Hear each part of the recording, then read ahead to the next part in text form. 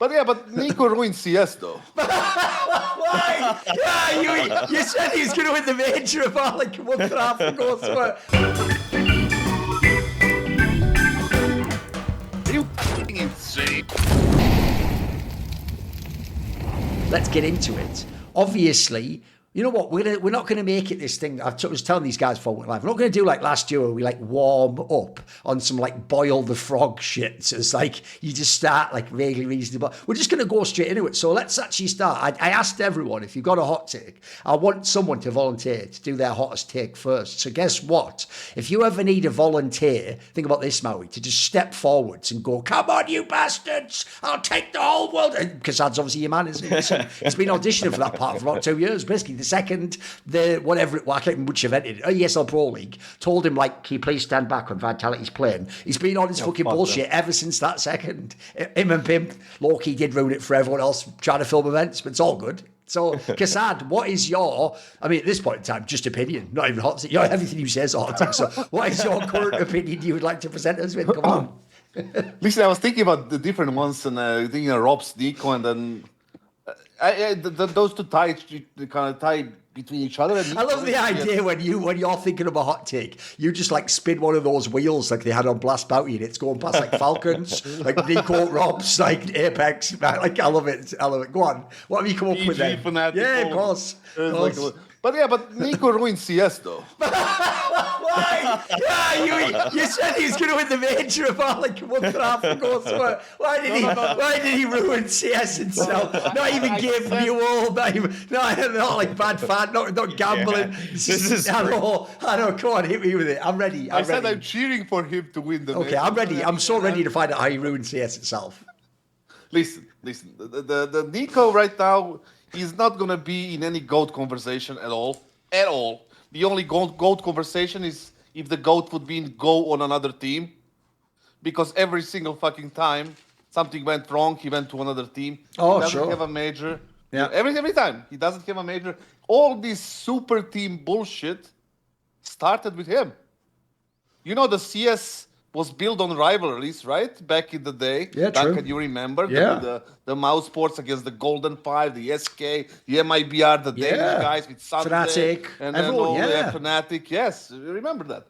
All of that started with rivalries, like with people not calling up each other, you know. Back in the day, Forrest would not call Neo to play with him.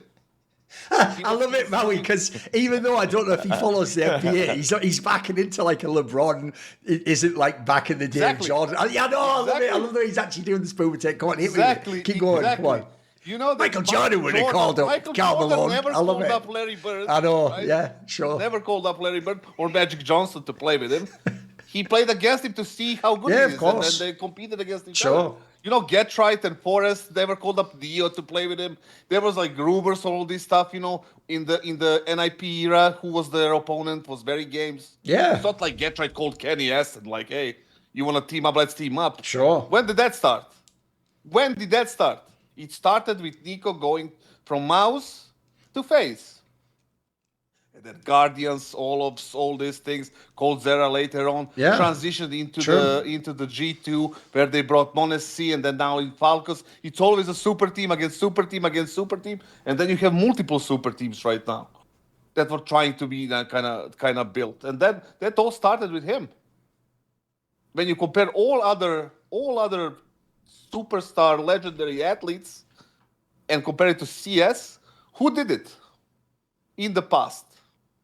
Nobody, except for LeBron fucking James. Yeah, sure. You know? Kobe Bryant didn't do it.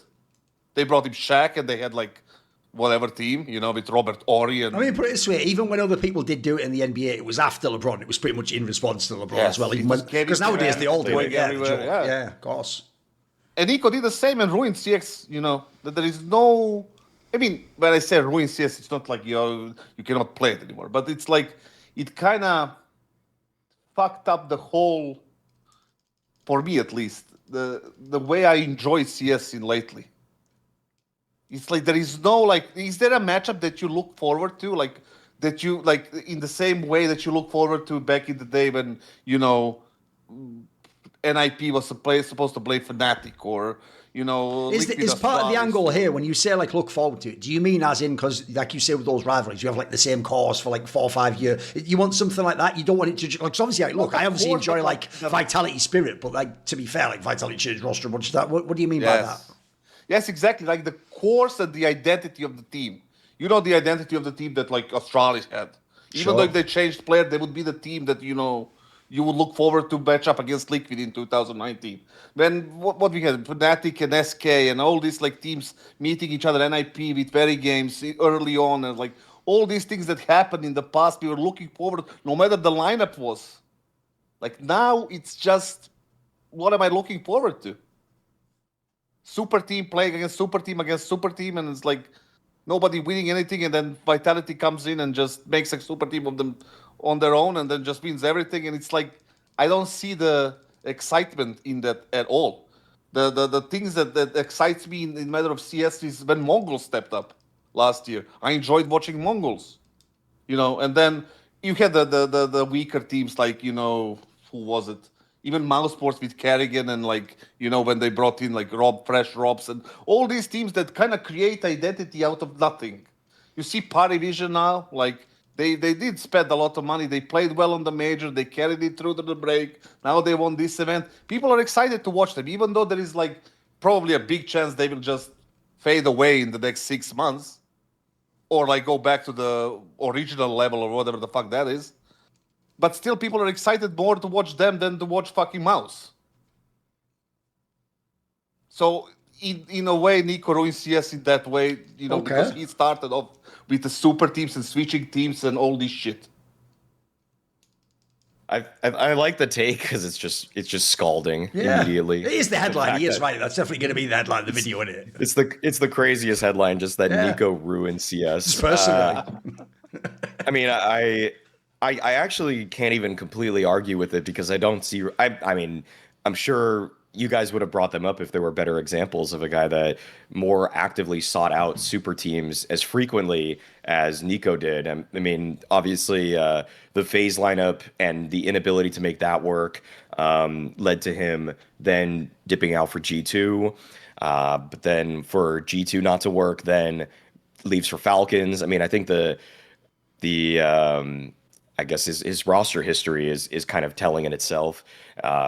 I think it's kind of it's almost kind of hilarious that it seems like one man's inability to win a major is what probably has changed the face of CS more than anything else.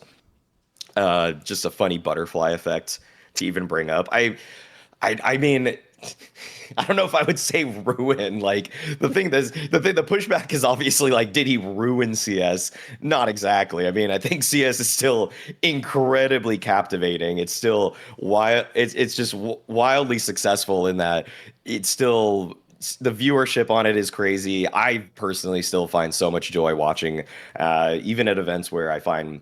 I'll even say this, okay? Like the bounty is an event that it's clearly a warm up. It's not the crowning jewel of the season, even for Blast. I don't know, they don't see it as that themselves. I mean, so it's pretty easy to say this. So it's just an event that's like a warm up, and we're just kind of seeing what all these teams have. The almost artificial introduction of stakes are just the fact that it's all single elimination.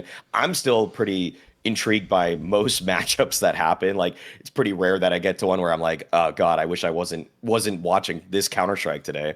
So I don't know. It's, like Counter-Strike's not ruined. If I were to pin anything to like that ruin CS more, it's probably the death of Academy Leagues probably is still like worse in my eyes, or the death of a North American Pro League. I think these things are still worse to overall Counter-Strike than NiKo literally existing. I would say number one was like the illegal gambling, but together with sure.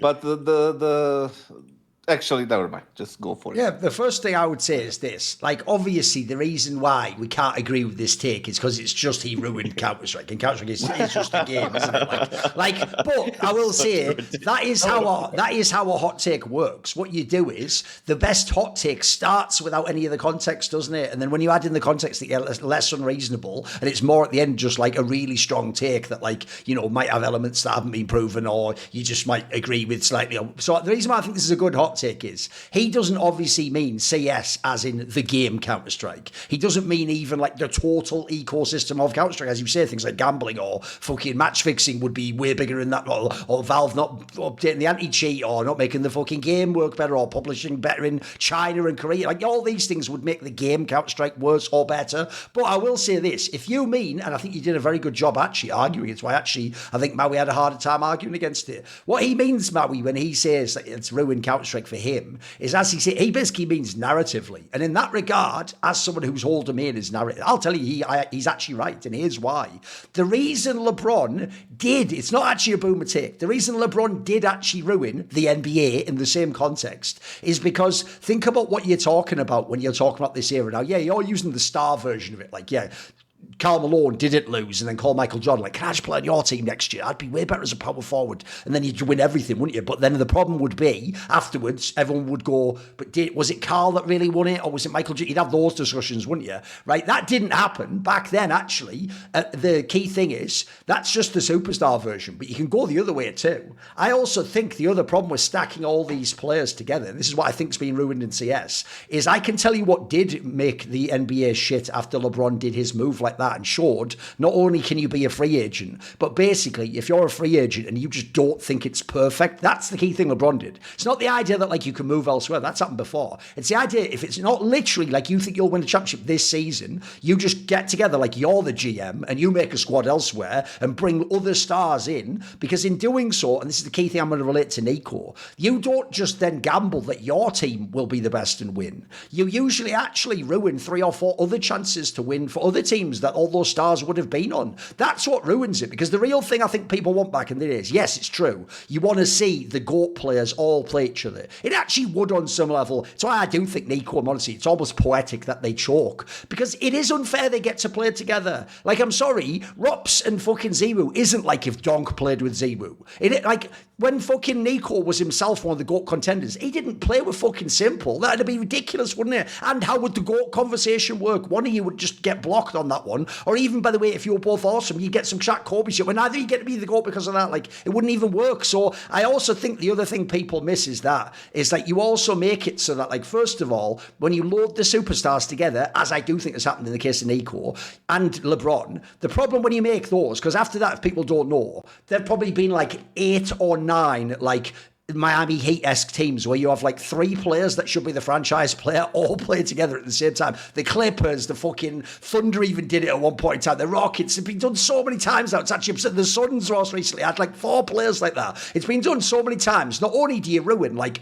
basically a quarter of the league or an entire division of the NBA and they can never have anyone competent, but also because you're making a team and you're gambling, I have to be number 1 for this to work. But 5 a year doing it, logically, 4 of you fail every time. So the worst thing is, think about when you were in Michael Jordan's day, right? There are players like Reggie Miller who were an all-star where their best career accomplishment is like making a conference final, but that's not even a massive diss, by the way. Oh, he made a final eventually, but like that's not even a massive diss relative to who he was and the teams he was on and him being a star but not the best star. That's actually appropriate, and you can cheer for that. You can still be like, yeah, but he was clutch. It's kind of cool. He had a different style of play, isn't it? The problem with super teams is, it's like the NiKo thing. You're right. It is. You're right, Maui. Basically, NiKo not winning a major has caused us, like some Warhammer 40k shit, to sacrifice star player after star player on the international level, all in the cause of hoping this guy would finally get to lift a major. And because he hasn't done it yet, we're not over. And in fact, actually now you could argue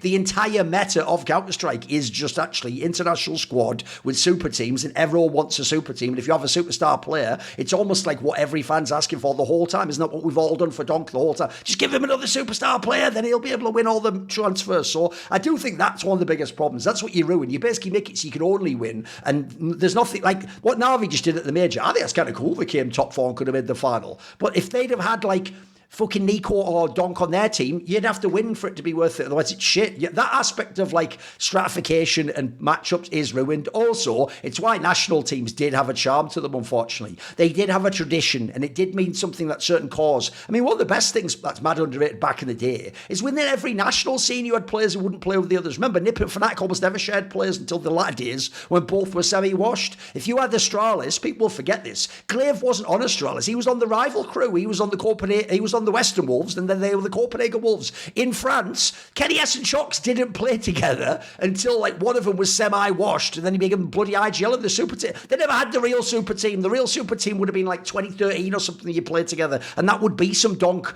plays with Monacy level shit, which just obviously should happen on paper if you want to win everything. So I do think that has ruined a lot. And then if you look at the case of NiKo, bro, he is easily the criminal offender. I always pick out two players. I say Carrigan ruined GMing in the sense that he made people think you just make international rosters and then they win. And I always go, no, you're forgetting like the alchemical fucking like agent that makes the magic work. Was Carrigan, you idiot? You guys don't have your Carrigan. Guess what, Mouse? You built an awesome squad. You're just lacking a Carrigan, aren't you? Otherwise you probably won a major. You know what? G2 was pretty fucking dope with all those JK, but they didn't have Carrigan IGL in them. So the problem with all these teams is they're all like, well, wait, oh shit. That's right. I've got the milk. I've got the eggs. I didn't get the bloody flour. Yeah, the flour's what makes it rise, you mad fuck. So the reason why, though, I don't blame Carrigan, Maui, is this. Carrigan didn't choose to go to FaZe Clan. He was kicked out of Astralis, and that was literally like the next day, the only offer he had. It was even a scuffed offer, if people don't remember back then. That team never used to make the playoffs. It was just a bunch of, like, all right players.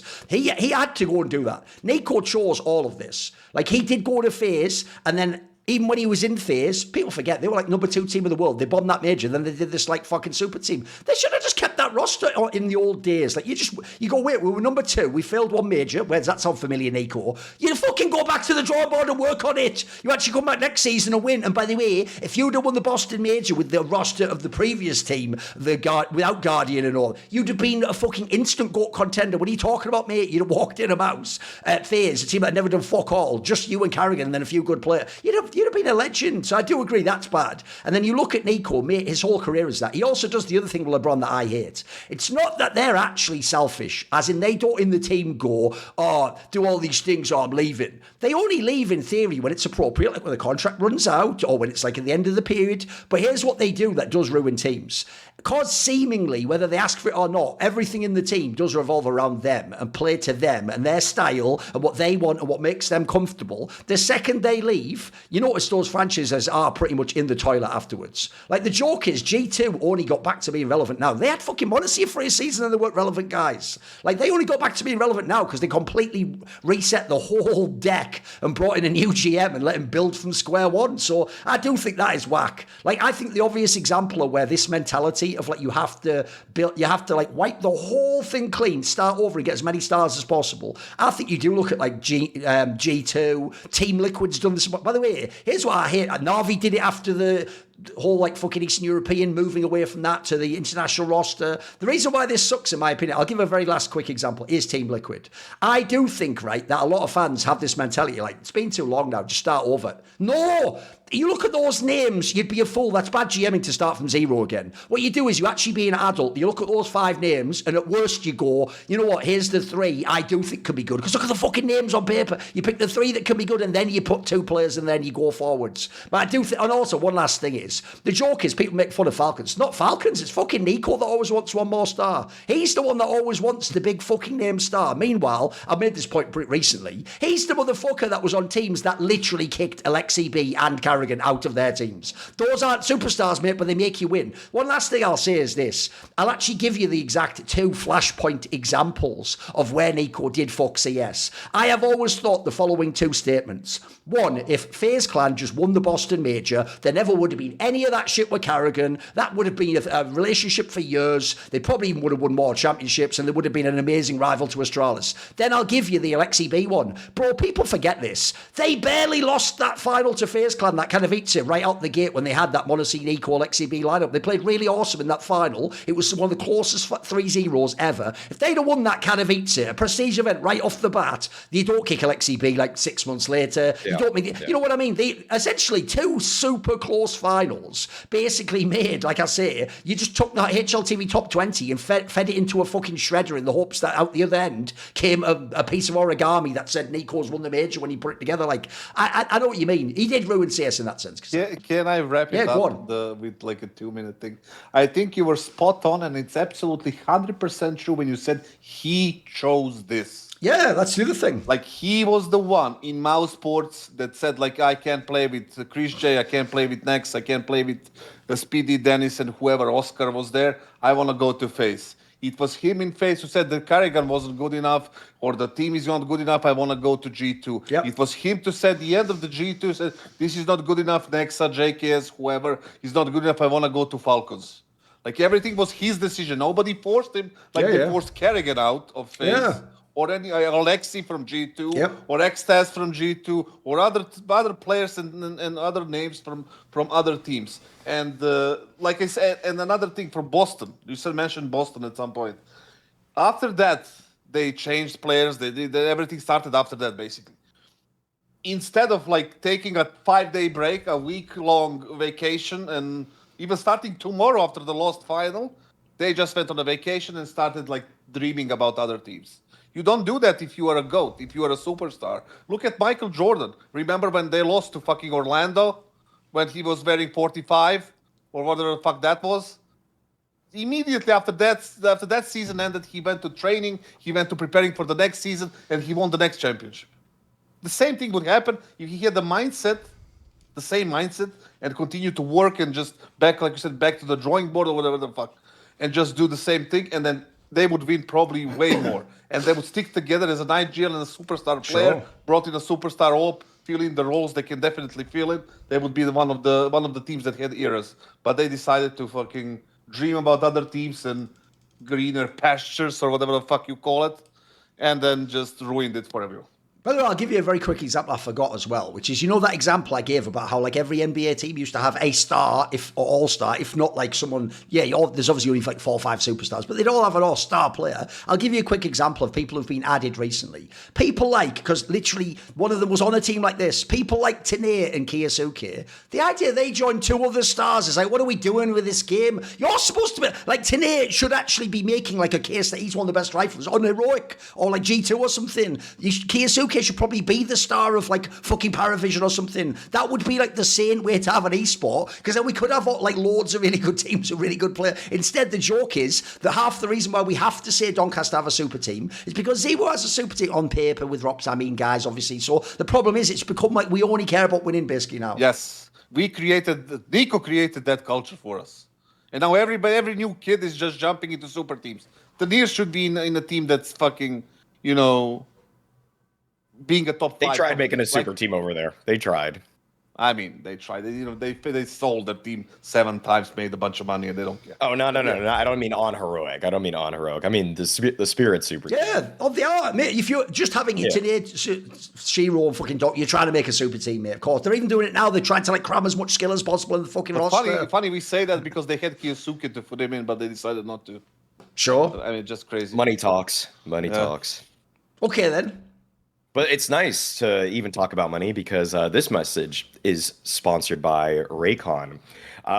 So, by the way, with the first S-tier LAN coming up, there's going to be a ton of great content to consume regarding Elite CS, obviously, here on this channel. We've got tons of... I'd say all 3 of us actually put out way too much content, probably for our work-life balance. So be sure to consume it all by listening with Raycon everyday essential earbuds. So we're sponsored by them. You can go to www.buyraycon.com/hot-take-open to get 15% off their essential open earbuds.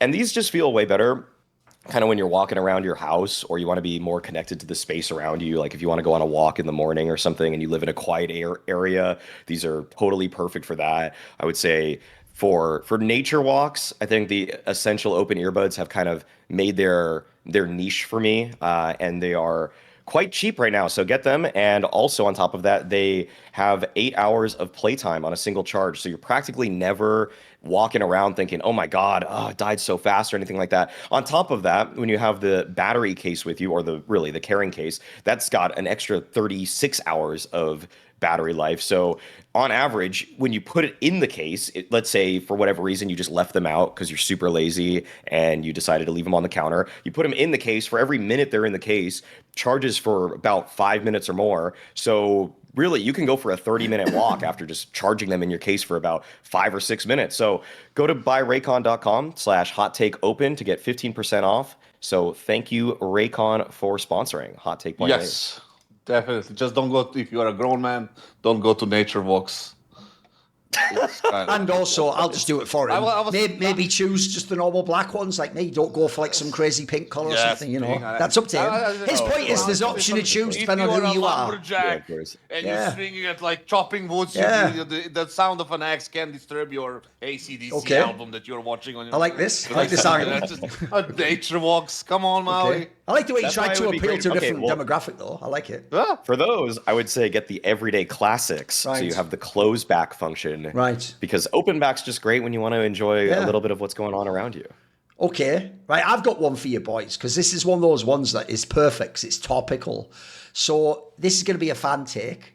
If you want to submit your fan take, go to the Last Free Nation Discord, subscribe, and there's a channel where it's hot CS hot takes or whatever. Put it in there. If you don't want us to read your name out, say so, but it looks like everyone does. In fact, the joke is, I believe being roasted as part of the hot take is a feature, not a bug at this point in time. People clearly want it, so I know what our fan base is like. So Zumba, who actually I think is like a long time like LFN / my Discord / maybe even like by the numbers type supporter type guy, he says...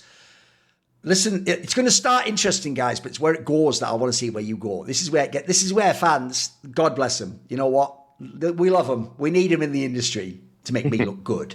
Liquid should bench Ultimate and run a 5-rifler team. Historically, Liquid have either never been able to utilise a primary AWPer correctly or pick up terrible ones like Ultimate, thanks Twists. That's his words, not mine, obviously. So instead, they should run back the 2019 strat and flex the AWPs depending on the map when needed. NAF, Elige and Nerds have shown they can utilise the AWP on certain maps on previous teams. And if they get lucky, they can get another rifler who can secondary AWP as well. And they could have 4 riflers who could flex it instead of 3 in the past. And with the AWP being significantly worse in CS2, this might have a higher rate of working since the majority of AWPers aren't very good. Quite an interesting take, actually. Here's the thing. It starts interesting, goes wild, but he sort of reeled it back and said, I want to know, what do people think of this? 5-rifler team and sort of AWP by committee secondary AWP. What's his name? Zumba? Zumba. Well, yeah, do we know where he's from? I don't know. They don't have to give the fucking like background. The What's their age and their location? I want to insult him regionally. What country are you from? What are we doing here? If there was ever a fucking zombie apocalypse and zombies eat brains, this guy would be fucking safe with this fucking take. And he's got the name for it. Fucking crazy. No, the thing is like the 5. It didn't even work with fucking Liquid. The only way that it seemed to be working is probably because they had like a knowledge of CS, the basic knowledge of CS down to fucking perfection. And they had a good synergy in the team and they had a good momentum and that lasted for 8 months and never really repeated after that at all. Playing without an AWP is just a suicide in Counter-Strike, in my opinion. Try to control middle on CT on Mirage without having an AWPer. With these crazy Russian kids swinging on short, in connector, jumping in window, doing all crazy shit, walking out of palace, walking out of ramp. Try playing that too. Without a fucking AWP. Donk will swing short every single fucking time when Nerds has an AWP on ramp. And he's gonna kill him 7 out of 10 times. With a proper flash. Maybe even 10 out of 10 times. Not to mention other maps. You know, Ancients, all these things that where you can utilize the rifle being so powerful now, and not the rifle, the game being so broken, where you can swing and fucking destroy anyone who is holding you. The AWP is the only thing that can stop that. You put your crosshair a little bit to the right or to the left when he swings and you get the kill. And obviously we see what Zybo is doing, what Bonesi is doing, what Torji is doing, what Shiro is doing, what all these like top tier AWPers right now. Molodoy, don't forget him. Like, they are the one that are creating impact, most of the impact in their teams. Why?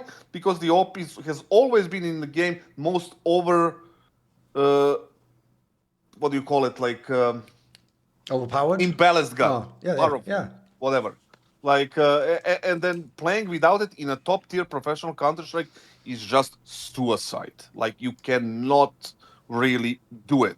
Just I gave you the several examples on maps, and just I can name 10 more. That you would just be killed by, you know, swinging Russians and swinging like sharp kids nowadays that has reflexes like they're fucking Formula 1 drivers. Like, it's fucking crazy.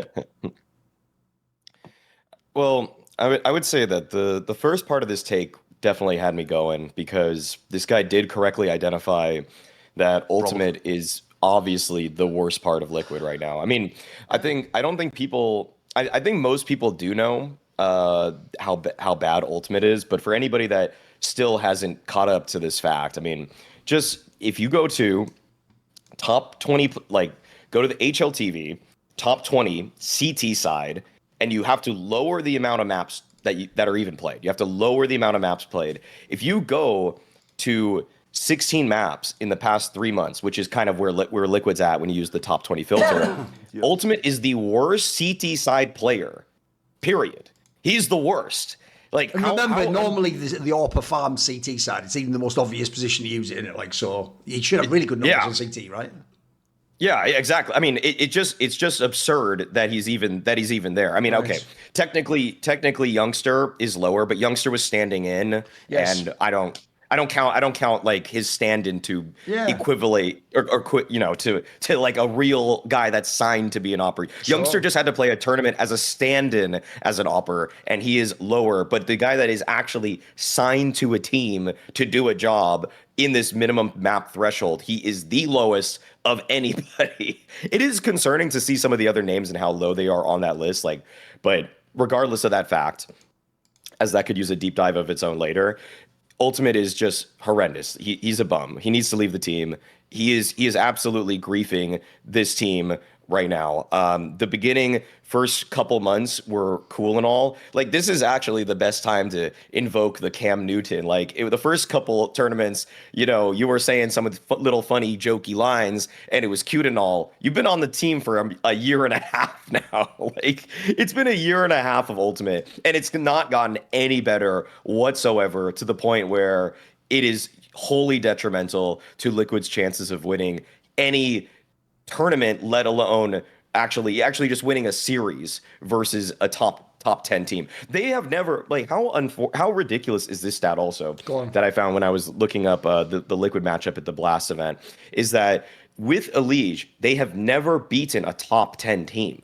They've never beaten a top 10 team the entire time Elige has been on Liquid. That is pathetic. And Ultimate has by far, and I know that some people will say, oh, look at Elige killed Liquid like he killed FaZe. No, that's completely identifying the wrong person.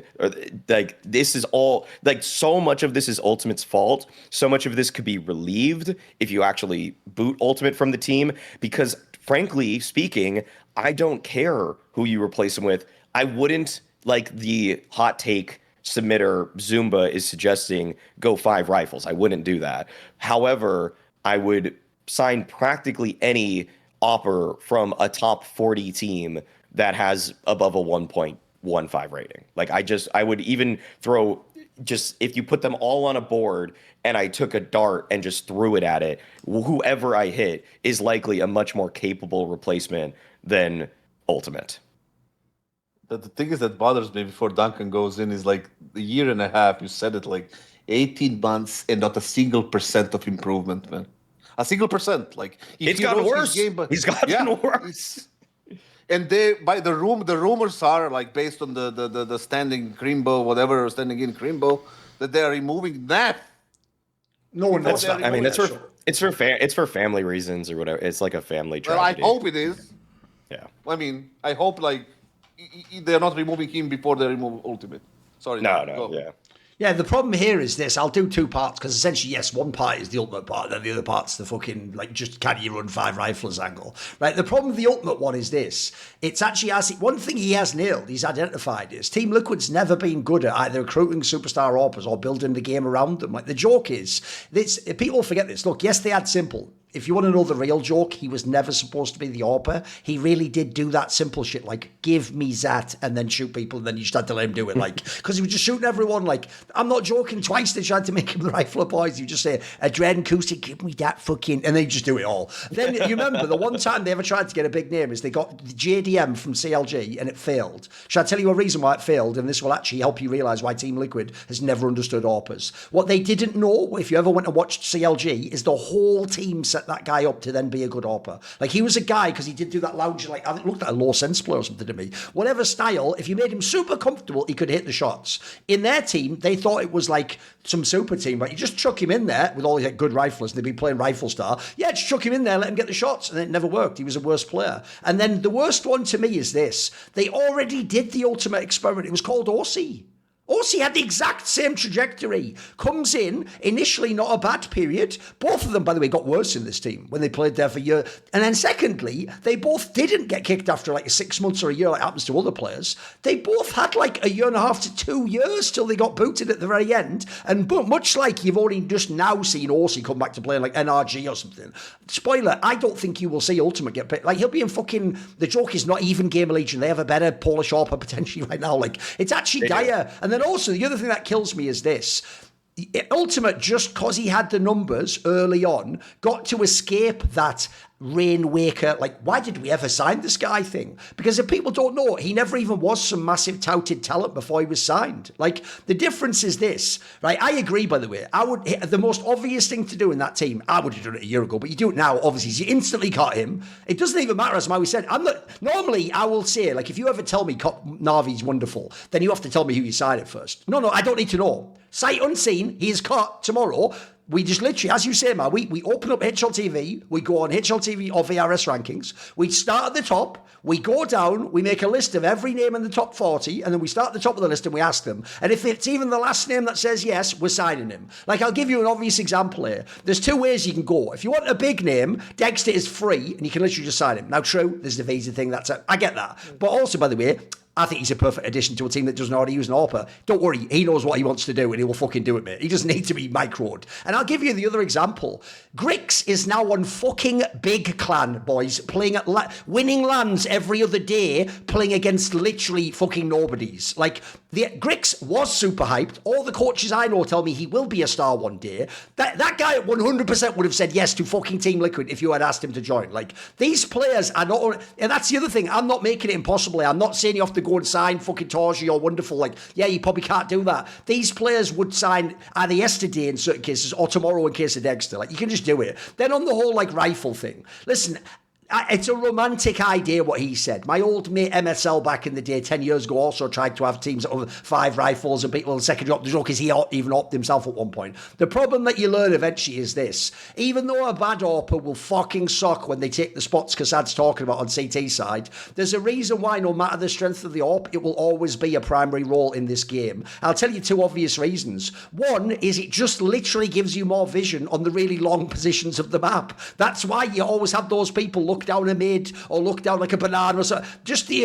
extra cover you get, you can't see the same way Aleksandar, despite what you think. He thinks he has fucking like zoom or something. I don't know. But anyway, you don't. You're just sitting close to the monitor, that's all. And also, I've told him a million times, speed of light, mate, it's really, really fast. Like, that's actually not going to have any additional effect being closer. It's not how it works. That's some bozo shit. That's like Pasha dodging the flash in real life. He's allowed to do that because he's Pasha.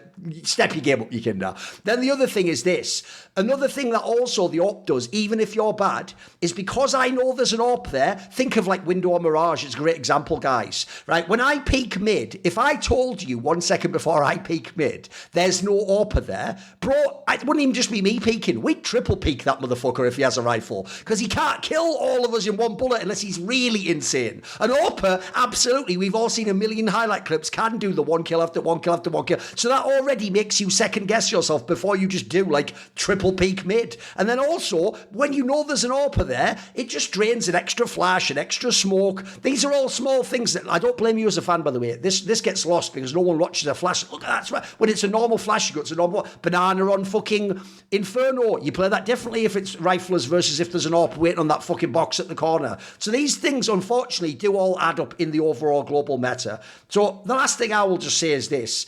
Oh, and also, by the way, in the modern day, I think Jame just proved this to you in PARIVISION. I'm not even saying you have to be amazing as an AWPer, but I'll tell you where the AWP is really punishing. If 3 people push the site and the AWP re-peaks, it's almost a guaranteed trade. Like, he might not kill the first person. Let's say your rifler dies on the rush.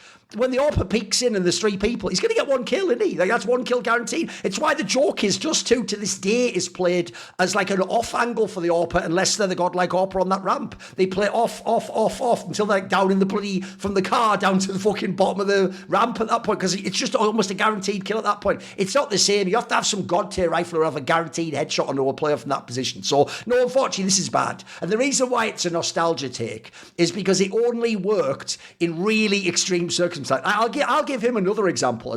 Like, Team Liquid, he's right. The Grand Slam Team Liquid absolutely took turns and then just had Nitro do it when other people didn't want to. I'll give you another team that had a lot of success. The old Astralis, when they got Carrigan. Carrigan would do it CT side Mirage. Device wasn't a primary AWP back then. He would do it Dust 2. Or no, Cage and B would do Dust 2. I think Device did like Inferno and fucking Overpass or something. But I'll tell you what, you notice you just picked 2 cores there that are 2 of the most talented cores to ever play CSGO. They were also full of elite riflers, world class at the time, not just on paper. And if anything, both of those teams, if you could go back in a time machine and say, how about you have the same team, but just an AWPer? In fact, you know what? It's actually a point that was made by some of the Team Liquid 2019 guys, and this will make my point for me.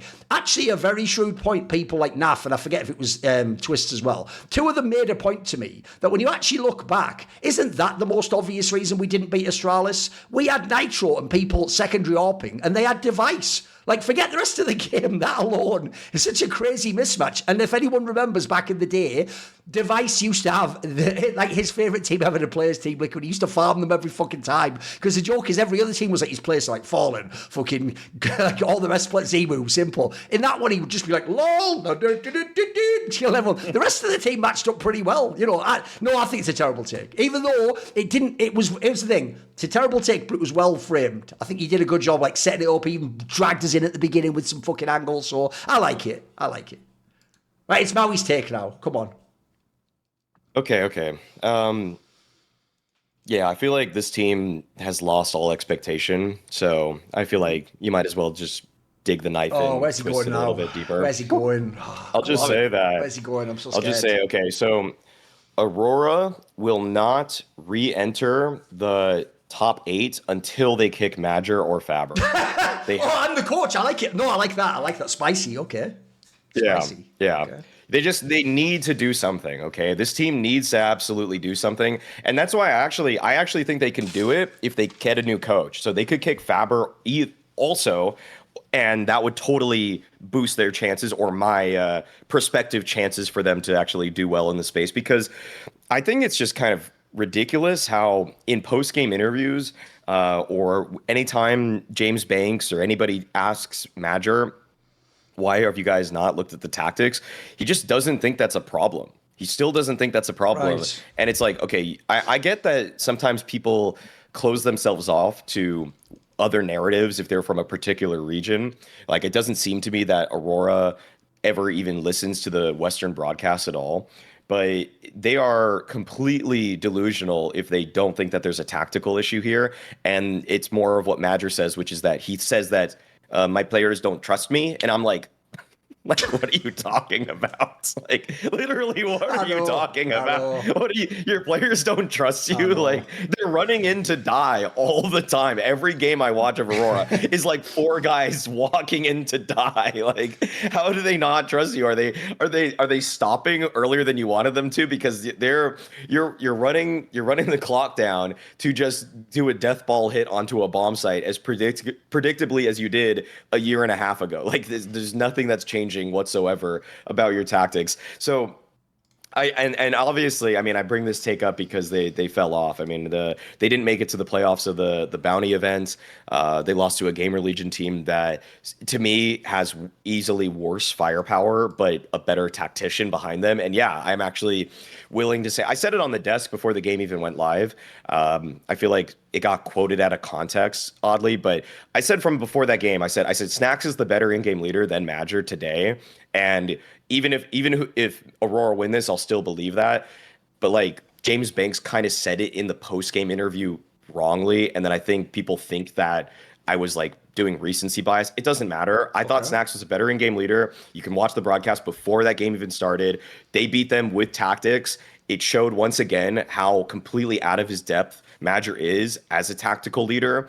And until they kick him or Fabre, there's no chance of a top 8. And by the way, this was for some people that maybe want to just have like 2020 hindsight or just kind of retcon what happened. They were on HLTV's list of top teams. They were the 8th best team of 2025. They won a tier 1 trophy. They made a couple they made a couple grand finals, and they were, I think, in at least 4 top 4 finishes at events. So this is a team that by all metrics should be a top 8 team in the world. I know it sounds kind of like a weird kind of arbitrary number, but it's literally how good they were last year.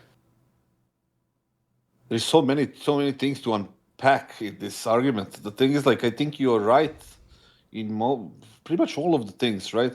The thing is, like, you are wondering, why is he delusional? Why is he that? I think he knows that he doesn't know what the fuck is he doing. I think he's aware of that. I think he's completely aware of that his tactics are shit, that his leadership in game is shit. It's like, and the my players don't trust me is just the stupidest thing you can ever say. It's like, you know, a military general sending like 100,000 people on the fucking minefield, and they're all blowing up in front of the other 100,000, and they're like wondering why they're not trusting him, because everybody is dying and they're not getting any ground. That's why.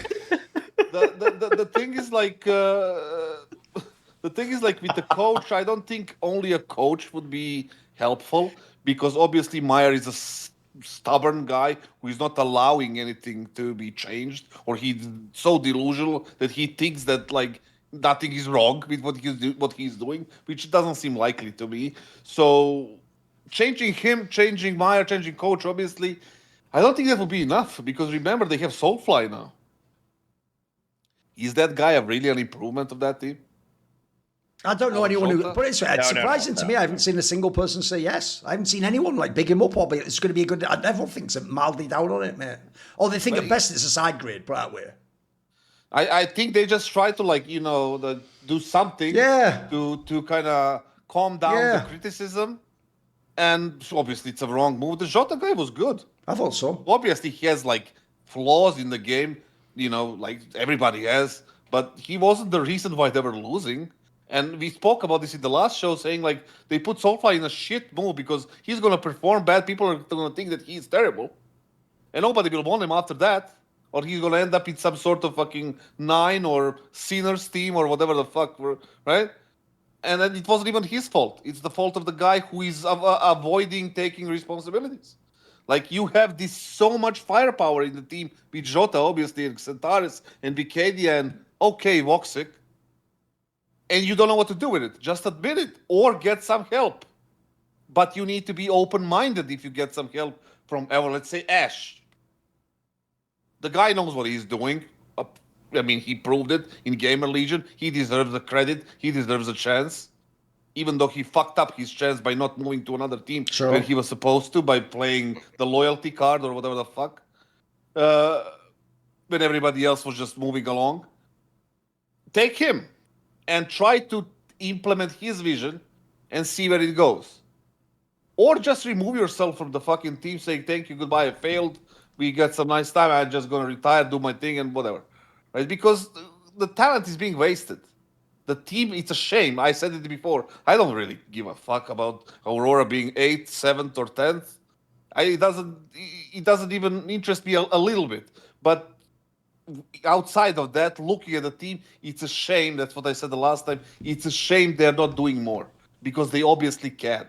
And this is the reason why it's being, you know, kind of prolonged or not happening, simply because these two guys, or maybe one guy, I don't even know the coach. Maybe he's a good job, you know, cheerleader coach. Maybe he's a tactician. I don't fucking know. He never speaks.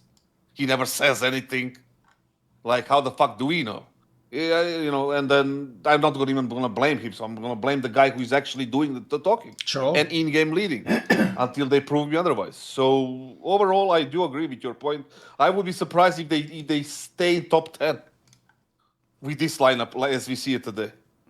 Yeah, the real thing I think is tough is you guys did a great job outlining that, like, if you actually look just at the raw results, and then also I'll just say, if you just look at the roster of the other players, like, if they themselves are going to claim the Jota position was the dodgy one, everyone kind of knows at this point in time. Everyone's also just like the ultimate thing. They're on my side about the manager thing. And then obviously you can add coach. Maybe that's a new addition that Maui's added because no one does consider coach. We're all agreeing that Xantaras, Woxic, and Wicked is a pretty good fucking core of players. Like, you could do a lot with that. In fact, on paper, before you tell me the other two players and the coach, that should be a top 10 team. That should even be one where if you do a really good job, maybe you went international, maybe that could even be like a top 5 team, mate. Good cook. Like, that's a pretty decent set of players. Yeah, they each have their own flaws as well. But I tell you what, at their peak, there's a reason why this team has actually, on certain maps, slapped some of the best teams in the world in the face. But I do think you go and look elsewhere. First of all, for me, absolutely, this is one of those ones where I'm just going to say this, right? People say, like, Jota benched himself or left. Well, that in itself just plays into the trust Madger then. Like, if I'm supposed to believe Madger's this great leader, by the way, he's had them 1 million years now, guys. Like, he was playing all of 2024 as well. That's 2 full years. And this last year, they even had their little mini super team. And they even had that one period in time where both Vertigo and Anubis were in the map pool. And even then, they couldn't, like, win the events, etc. So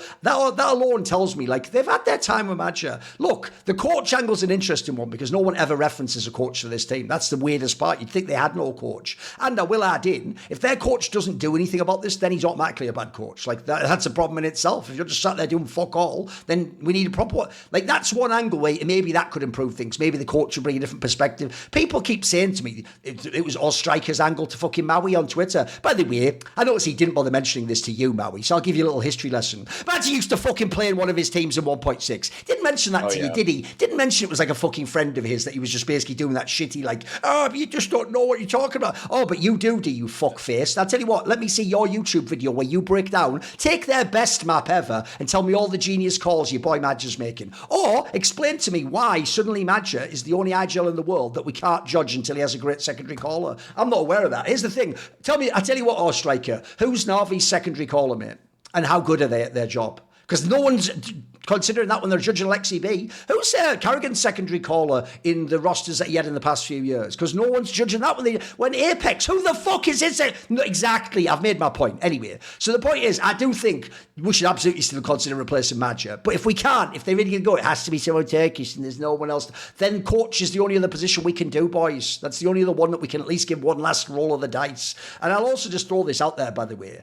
I also agree that Madger actually knows, mate. It's why I joke, Maui, that he's just ready with it in the drafts, the giant apology to his fans. He's going to always reference how all of his family support him and he loves everyone. He's going to play every emotional, manipulative trick he can because that's how he keeps his job, mate. That's how he doesn't get kicked out the team or fired by the org or have fans hate him. And I tell you what, he is really good at doing that. I know because I saw another guy do that for a few years, half a decade. It's called Fallen. He used to also do that as well. Tell you what, his fucking PR game was always a 10 out of 10. He was always unbelievable at making sure you never made it that he was the problem. That's something else. It was like, we don't have time, or we're working with the meta still, or we need a different play. Whatever it might be, you just distract people. It's just, pay attention to this hand so you don't see what this one's doing in this case. So the reason why to me, by the way, I'll even say, I think that started with when he did that tweet to me at that major that one time, where he did that giant, literal, like fucking novel that he wrote to me on Twitter, where he pretended to be, like he was like being friendly to me, but it was the most like shitty passive aggressive tweet you've ever seen. It's why, if people don't know, I owned him Thorin style by taking the same tweet and doing a Mad Libs with it,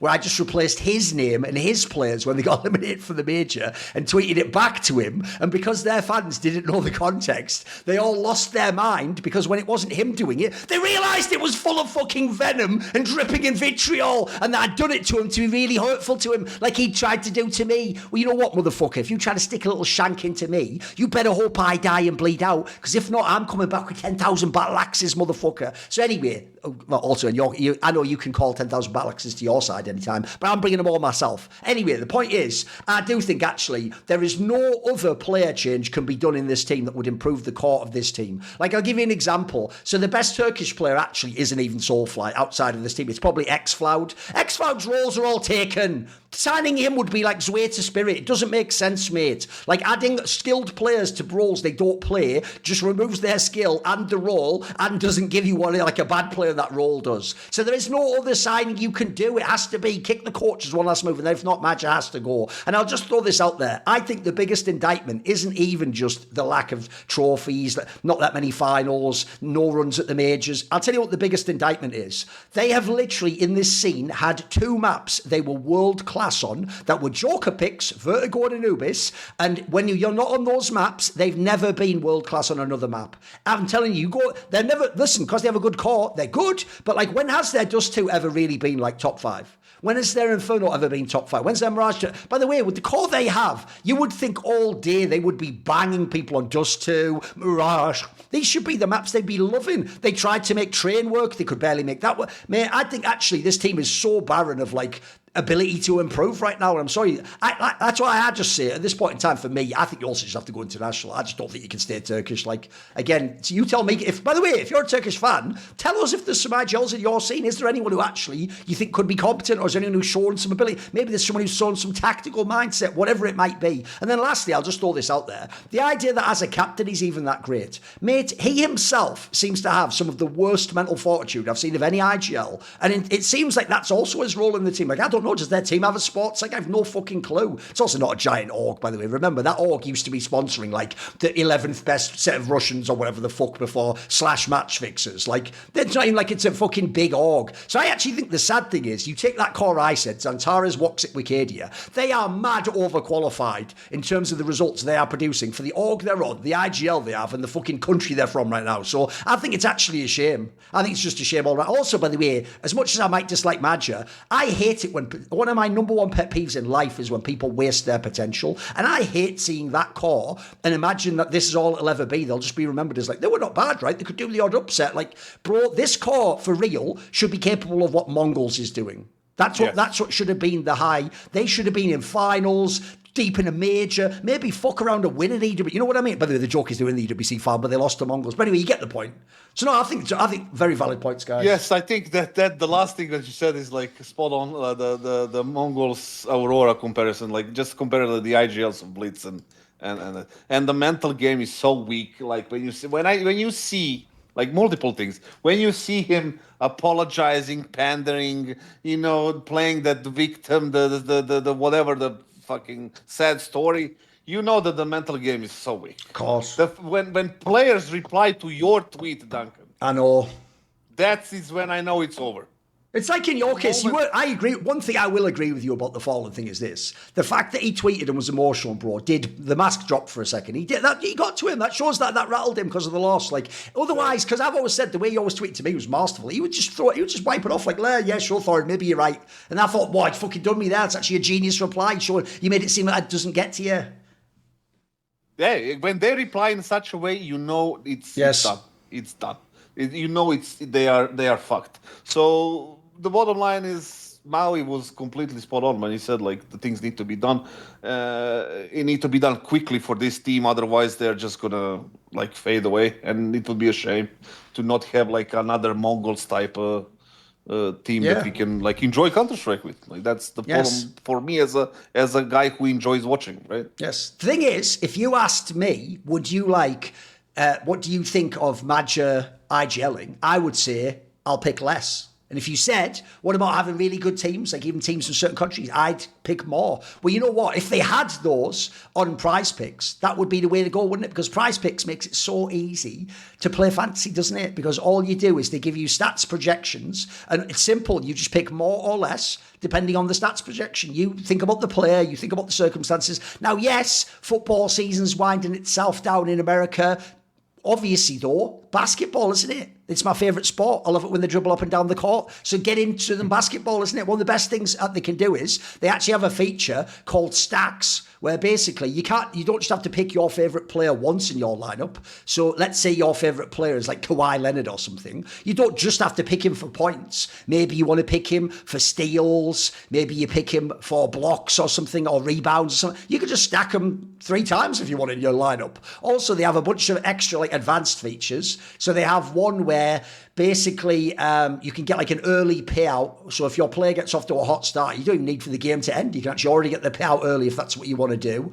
They can do things like there's social functions, so you can just, with one click, you can copy someone else's winning lineup, you can copy a friend's lineup, you can share your lineup, you can see what your friends are. It's also really easy. It's great for trash talk, isn't it? And banter backwards and forwards. And also, my joke would be a bit like some Nancy Pelosi shit. You can just go, that seems to be working. Just copy what they're doing, innit? Anyway, it's really easy. Only takes like 30 seconds to set your lineup. And better than ever, if you use our code HOTTAKE, all one word, download the Prize Picks app, use that, you will get $50 in lineups after you play just your first $5 lineup. That's code HOTTAKE to get $50 in lineups after you play your first $5 lineups. Prize Picks, it's good to be right and not have Madger on your team. Okay, last take of the show is my take. I've purposely framed it this way, boys. It's obviously a PARIVISION take, isn't it? So what I'm going to do is, back in the day, I used to just waste these hot takes on Twitter and they get my head fucking banged in because that's all you get from doing a tweet people disagree with. So why not just use it to make great content? Here's the hot take. You're all riding that PARIVISION train. Oh, Dastan and Jame. Oh, they're the fucking new Glaive and Zonic, homie. They could do it with anyone. Oh, they could just go and pick like 4 paupers out of the street. Next thing you know, they are fucking around. They're probably... Tell you what, this core... You take whichever 3 players you want. You can pick whichever you want. And I'll even take the uncertainty of the future. I don't know who they'll add to the team. Maybe they get like a Flamus one day. Maybe some top Russian talent goes there. I don't know. But I'll tell you what, take any 3 players from this team, including Jame. This core will never make the major playoffs ever. Take this core. I don't care how many years you want. I'll tell you why. It's really simple. Right? First of all, people are missing the point on this one, which is... It was totally legitimate how Jame was criticised early in CS2. Like, he didn't actually have this super nice calling style, actually. He had actually an outdated CSGO calling style that had a lot of flaws to it. He even had better players back then, by the way, and he's one of the reasons I think they didn't particularly do much early on. People also forget, by like some point in 2024, they'd already gotten pretty bad in Virtus Pro. They started the game with some of their rifles were still top talents, man. They were still actually pretty fucking smart. People like Flip were like, they would have been in HLTV top 20s if they'd have had more land placings and more invites to tournament. By the way, if VRS had existed, it probably would have been. But you look at it, first of all, he's only just gotten back to it now. Secondly, he's actually also, if anything, I saw it at this LAN, mate. He is benefiting from that factor that he has just been irrelevant for so long. People have forgotten how to play against Jame, bro. Like, I can't believe how many good riflers I've seen walking round corners into his off angles. Like, have you never played against Jame? And look, I get it, boys. I've always thought it's actually the same thing that happened to Steph Curry in the NBA. If you've never played against a player who has a unique style, you'll just fuck up early because all the other players train you how not to play them. Like, if people don't know, Steph Curry could shoot the same when he was completely guarded as if he wasn't. So, like, it wasn't just like send your best defender. You had to like crowd him and make him pass stuff. So anyway, the point is, I do think you have to play James teams a few times till you like figure out the meta of doing it. But once you do, by the way, there's a reason they're never like top 5 for like 2 years straight or whatever. They fall off. They become gimmicky. Then I'll just throw this out there. That Nota guy, I think, had an unbelievable final. He almost won it by himself. He's not even their best player, in my opinion. I think the Zero guy's way better. So I think Zweir's probably better. So when I look at their team, they're not getting that Nota performance probably ever again. That was a life series for real. That's why I think he was a little bit robbed of the MVP. Then I'll just put this out there. The other thing you saw, and the Furia game's the one you got to watch, because remember, Falcons had literally their stars choking, and the Nucleons guy, I don't blame him. 1 minute ago, he was playing, the only other LAN he played was an energy drink fucking LAN. Like, he has no experience. He already did his job getting you to the final, if not more. The real problem that you had is the series against Furia. Furia actually did, even though their stars all underperformed, they actually did a million great late round players that were way better than all the inexperienced players on fucking PARIVISION. PARIVISION, the problem with the cool story if he got the rookies is they are mad inexperienced. And I'm telling you right now, the fact that LAN was an EPL style, you're in a broom closet and 5 people are looking through the keyhole, that is the stage environment. Mate, show me them against Furia on the fucking I Am Krakow stage. Let me see that happen. So again, I just don't think it'll happen. So I'm just going to say out there, I'm doing a mild hate angle because I'm going hard against the grain here, but drop this team elsewhere. I think this was the peak. I think it goes down from here. They could be relevant. Like, I'll have them they could be 8th or 9th, so it's not impossible. Remember, if it's 8 or 6 or whatever team, I think they're going to have a hard time. So I don't think they're going to be a major playoff team. I think they can be a team that can fuck with you at these smaller events. But this way, I will say this, if you're Ents, I don't know why you were ever picking them. That's just lunacy to me. Why anyone would pick a Jame team, I'll never get it. But I think they won't be as crazy as people think. So guys, what do you think? There's the hot take.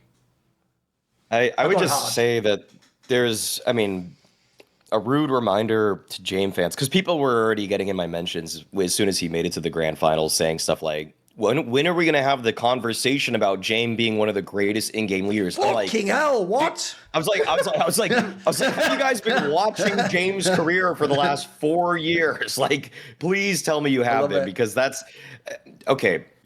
A reminder: the last time Jame was even in an S tier grand final on LAN was the Rio Major he won. There you go. That was it. Yeah, in 2022. So it's been over 3 years since he has been in it, even in that situation. Okay, so I feel like people are getting a little too overeager to. I think that it's just that it's a good hot take, because I feel like now would be the time that a lot of people would say, "Oh my God, like you see this PARIVISION team, they're next up." But the truth is, as soon as Jame was able to win Rio, at S tier lands in particular, he did practically nothing. He didn't even make it to the following major. Like, they didn't even make it to the following because Jame is almost just like, because he goes so against the tide, when he's most valuable is when he's the least studied. When he is the most under the radar in-game leader is because playing against a style that's just like slow default for like in the old ways that he did it, and then just like slowly taking map control, like it was so arduous to play against. People found it tedious. People found it boring. People didn't like playing against him because his pacing was just so off meta, and it oftentimes even would cost Jame and his team rounds, because if they just save one key piece of utility for the bomb site defense as he goes in at 20 seconds, they have the counter flash. They have the little smoke that they need in order to block. And that's why we would just laugh at it, because they would just save. Back in like 2023 and 2024, there would be rounds where Jame would call them where a smoke lands at their feet and then they walk away. It was just like, oh, the round wasn't even won or lost because of that many kills prior to that moment. It was just the fact that a single piece of utility practically beat you. In CS2, you can burst through utility a little bit better, which in my opinion probably helps Jame, actually, because now he should have a counter for their counter. But it was almost kind of laughably easy to defeat a team like that was run by Jame, because you knew how he was going to play.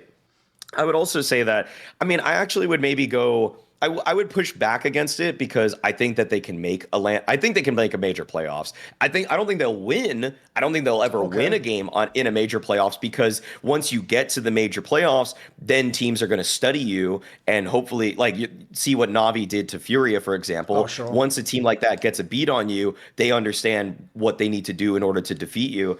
But I definitely think that they're going to blindside some people out of imagine they get a berth into stage 3 and then they get to play G2, who never faced them, an Aurora team who never faced them. Like, these are the kind of teams that I just think are going to have a hard time with them in a group stage. But I think now is a bad time to buy PARIVISION stock. I'll put it like that. What? Did you just say that now it's a bad time to buy a PARIVISION stock? Yeah, I'm just saying, like, if you're buying, it's gonna get worse. If you're buying right now on what PARIVISION's selling, like, you're gonna sell. Yeah, you're gonna be disappointed in the future. Yeah, I get it. Yeah, you're gonna be disappointed if you think that this is gonna be something consistent. I don't agree with Duncan's point at all. The thing is, like, first of all, I'm not sure that Maui, you diverted the subject talking about the Jame a little bit more than the actual PARIVISION, because Jame is a different kind of argument whatsoever, like, completely, like, as an IGL, or is he great at IGL or average or whatever, right? We have to remind ourselves that Rio, the one they won as the best team of the event. Like, that wasn't a fluke for me. Like, I was on that event, I was in Rio, and I watched every game of them. They were the dominant team on that major. You do realise that's literally the exact period that Richard Lewis did the take, like, this is the worst Counter-Strike has ever been at tier 1. Yes, yeah, he was right as well. But still, they were the best team. You know, they were the best in the worst period, Kassad. I'm with you, but yeah, okay. Still the best. Anyway, he won the major with fucking Norbert and Kickert, right? Okay. Kickert, that was just in MIBR, absolutely the worst player I have seen in the last 6 years, and the worst performance, and that counts Hooksy too. But the thing is, like, they have a lot of individual qualities right now. Cielo and Nota. Nota is a very talented guy. Cielo as well. Sveig was upgraded against that AW, I think that was his name. Yeah. Yes. It's a clear upgrade. Like, massively firepower, game sense, everything. Belchanok for me is a unknown, and Jame obviously is Jame, right? I do agree this team cannot become the best team in the world or anything like that, right? But to say that they're not going to make a major of a playoffs, especially when the momentum can carry them so much, is a bit crazy. Simply because we have seen so many worse lineups getting the momentum and getting the quarters and the semis of the major. Remember the fucking Apex and Into the Breach and fucking Couldn't Bellator Fire, that was loads, yeah. Of course. Monty or with Voro 2K. Yeah. It's just fucking crazy, right? So the momentum is there for them. If they can beat Falcons in a best of 5 with a stand-in, if they can beat Spirit and pick them and beat them, I don't know who they beat in the semis. Furia. Yeah, Furia both didn't have any excuse there. I guess Spirit had 2 new players, old, new, whatever, and Falcons had a stand-in. Furia didn't have any of that, but they beat. If they can beat them early on, and that's like a relatively close game in some ways. They can dispatch of FaZe, they can dispatch of Mongols, G2, 3D Max, Liquid, possibly even Maus, Aurora. All these teams, they can beat them definitely on LAN, because they just did that the same thing to Furia and Spirit and Falcons, and obviously there's some apostrophes on that victories, right? Asterisks, because what do you call them? Yeah. And then we cannot just place them as the top 5 team right now. But at some point, like we did it with Furia, after they won 3 events in a row, right? 3-4, what was it? And we immediately, not we, like us 3, but the community placed them as the favorite to win the major. Number 1. I mean, if that happens with PARIVISION, is that going to be the same? Are we going to give them the same treatment or not? I'm telling you, it's not going to be the same treatment. It's going to be, they're going to win a little bit. People are going to figure them out. They're going to be fucking whatever. The answer to your hot take is I think they can do it. I don't think they will. But I think they can. You basically agree with me that you lunatic. Obviously, I do. I am aware. I know.